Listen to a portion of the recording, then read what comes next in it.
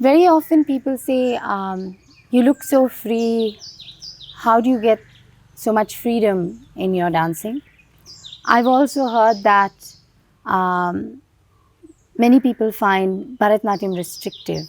Some of my students say, in Bharatanatyam it's all, it's very structured. I can't enjoy it because I'm always thinking about my hands and legs, and it's so I feel tense. But when I do something more freeing, like with release technique or some contemporary dance, I feel more free. I feel like it's easy, and I enjoy the movement a lot more with that kind of a thing.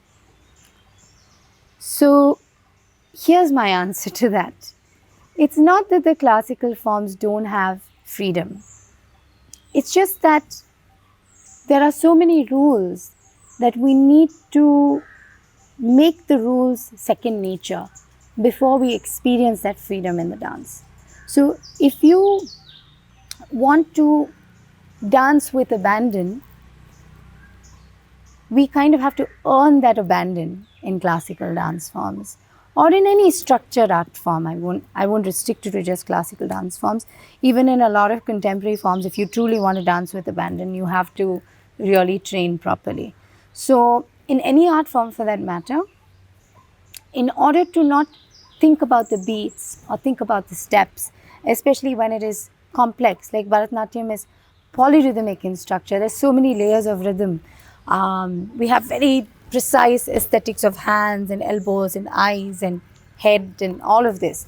While doing that, we have to keep to the talam, keep to the rhythm. And while keeping to the rhythm, we have to emote with freedom. We have to dance with abandon. So that sometimes proves to be hard. But it's something that you will get to eventually with a lot of practice. When you no longer have to think of your araimandi, no longer have to remind yourself that your hand needs to go into Natyarambam every time you dance. When the adavas are just in your body and they connect with one another without any thought, without you telling, no, do this, do this. It's almost as though the memory exists within the body itself, right?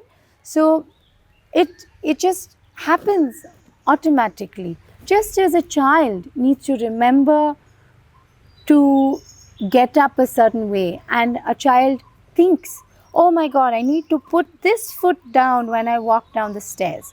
Now I need to put my left foot. Now I need to lower myself. A child thinks a lot about this. But now as an adult, you don't think about walking or running anymore. You just walk and you just run. You don't need to think about it. When the vocabulary of that particular art form, in this case I'm speaking about Bharatanatyam, but any art form, when the vocabulary becomes second nature to you and you don't need to think about it, that is when freedom comes. That's when you begin being free.